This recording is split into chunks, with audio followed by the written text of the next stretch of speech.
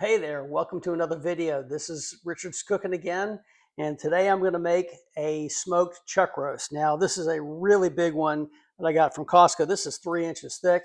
Lots of great marbling here, but I'm going to do this very simply. And because it's really 2 pieces, I'm going to use some butcher's twine, and I'm going to basically truss it all together so it cooks all together as opposed to 2 separate pieces. It's just less that I have to manage. And this is going to be really simple. This is going to be my salt, pepper, garlic mix. It's 16 mesh coarse ground pepper with kosher salt and dried minced garlic along with some paprika to give it a little bit of that color. I'm going to probably use a little bit extra salt just simply because this is a really thick piece of meat. And even though it's got that great marbling, I'm going to go ahead and put the salt on it first and then let it sit for at least an hour, and then put the spices on there and let it sit for another at least 30 minutes. That way it gives me the ability for those spices to soak in, all while I am getting this thing up to room temperature and I'm getting the smoker set up and ready to go.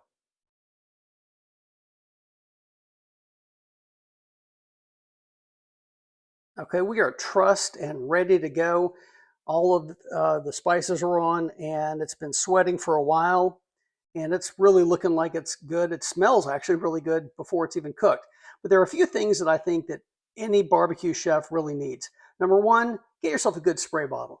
Make sure that when you're spritzing the meat that's on your smoker, that it is nice and moist and it's easy for you. And I use this one that's a pump action and make sure that it's a continuous spray. It's really easy to use. And I'm going to be using beef stock and apple cider vinegar. And then make sure you have yourself a good thermometer. And I've got a great set from Chef IQ. It's wireless, it's Bluetooth, it's Wi-Fi. So it makes sure that I can see where the meat is, even if I have to leave the house for a little bit. But use whatever you want. I highly recommend that you do this. It really helps to make it idiot proof.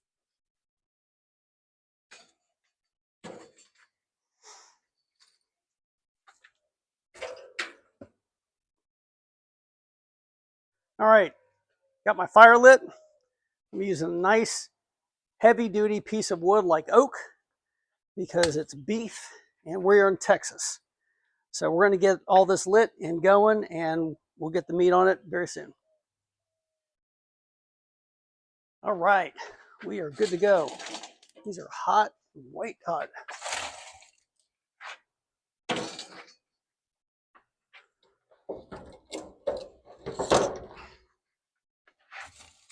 Spread these out a little bit.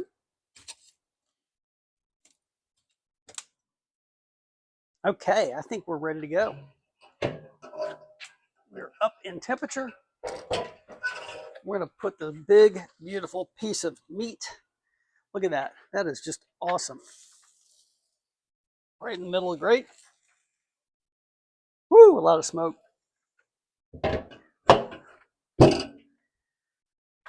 All right, close it up tight and let the smoke do its thing. We'll come back and visit it in about an hour.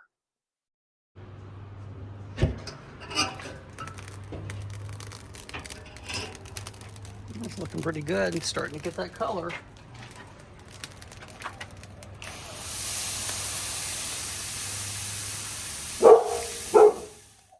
So now it's looking great. I mean, you can see the juice coming out and that bark is starting to form and create that nice crust on it. Now, another way that people do it is sometimes you can first sear it and then put it on for smoke, but I tend to just do it with just the smoke alone. But it's looking great. Pretty soon I'm going to pull it and I'm going to wrap it. All right, I think we are ready. Pull it out if you want to come and take a look at that. That's a beautiful color. It's got a great bark on it, and it's time to wrap it. So I'm going to go ahead and pull it right now.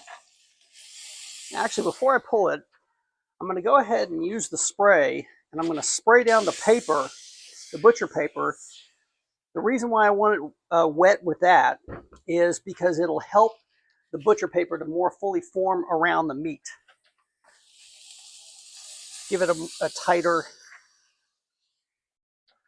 a tighter wrap. All right.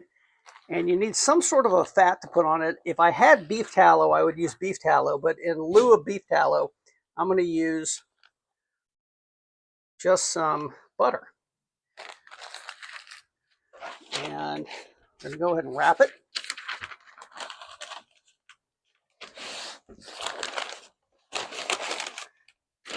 As tight as I can make it.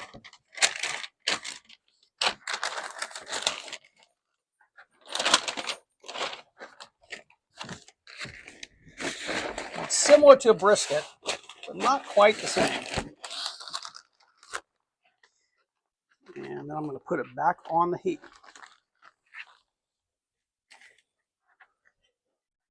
So you're going to see. So it's going to keep fairly tight, and it's going to start essentially steaming in its juices to make it really good. And I'm going to open up the exhaust all the way and let the heat really rise, because now it's not taking on any more smoke because it's wrapped. So we want it to cook instead of smoke. And so all of the air intakes are on or open, and then we'll let it keep going until it's nice and soft. We're looking for an internal temperature of about 205 degrees. We'll be ready to pull it and let it rest. Okay, there are times when you're cooking something on a smoker and it's taken too long, especially after something's wrapped, you're no longer taking on smoke. And one of the things that you can do, which I've done in this case, is it's such a thick piece of meat that I wanted to speed up the cook. So after it's wrapped, it's no longer taking in smoke. Really all you need to do is just crank up the heat and let it continue to cook while it's still wrapped. So that's what I did. I took it out of the smoker, put it in a foil pan, and put it in the oven at 450 degrees so that meat temperature comes up. Now we have to pull it. It's ready, and let it rest a little bit. So I'm going to show you how I do that.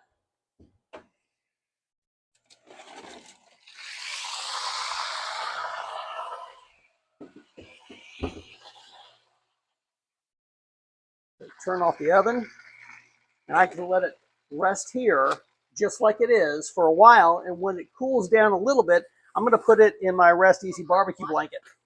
The food rest time has started. And see, there's my probe telling me that the food rest time has started. So that's another reason to get one of the smart probes, because it really helps to make barbecuing a lot easier for you, along with finally doing it enough times to where you get a feel for it, but it really makes it helpful. So anyway, it's going to sit here for a little while, and after it cools down just a tad, I'm going to put it in the bag so it stays there, and as it's resting, it's continuing to cook, but it's just that temperature is coming down to the point where the juices are going to continue to recirculate within and settle in. Because if I were to cut into it right now, it'll look beautiful, but all those juices will run right out. We don't want that. Okay, so I let it go for about 30 minutes while it was in the pan, came back from a nice little walk with the dogs, and was able to transfer it into the bag. I didn't want it to go into the bag while it was really piping hot, and I wanted to let that temperature come down a little bit and let those juices redistribute throughout the chuck roast. So I'm going to give it another 30 minutes or so, and then I'll bring it over and cut into it. But talk about juicy. Look at all of that still in the pan. And that's what escaped from the wrap, but there's still a lot in there. We'll see when we cut into it. Okay, time for the big reveal. Let's open this thing up. Let's see what we got.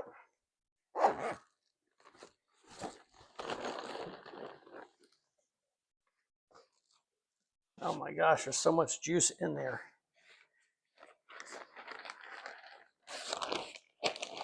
Wow, check that out. Try to get this thing out of here without it falling apart. So a chuck roast is going to be, so I cooked it a lot like a brisket, but it's not a brisket. And it's going to feel a little bit like a steak, but it's not a steak. It comes really from the shoulder of the cow, behind the shoulder blade. So it's got a different kind of a texture to it. Look at that. That is just absolutely gorgeous. So let's go ahead and cut into it and see what we got.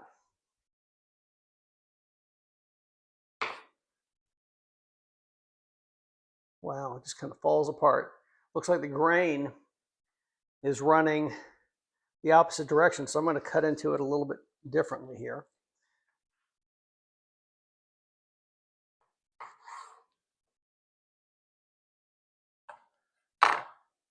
And it just pulls apart. Look at that. Wow. That was amazing. And I don't know if it's going to show up on camera, but there's so much juice in there. It's just absolutely gorgeous. I'm going to try to cut into it a little bit differently here. Got a beautiful smoke ring right in here. The flavor is fantastic. So it's just that salt, pepper, garlic, a little bit of paprika. You don't taste the paprika, but it's just fantastic. It's not too salty. And you saw how much salt I was putting on it. But it's such a big piece of meat that it's going to take that salt. And really, if I wanted to let it sit for a longer time with the salt on it, I could have, and it would have seeped in even farther. But it's really absolutely perfect. I mean, this beautiful smoke ring right up here. Just as tender and juicy as can be. So they call a smoked chuck roast a poor man's brisket. And it's great because you can make something that's just as good without all of the expense of a brisket. Briskets these days are $100 or more for any brisket of any size, especially for the full pack of briskets. This was about $40 at Costco, this big giant thing. So it's a great way to have a brisket flavor on a chuck roast budget. So do something like this if you want. It is easy to do, a lot of fun for great results. Anyway, enjoy.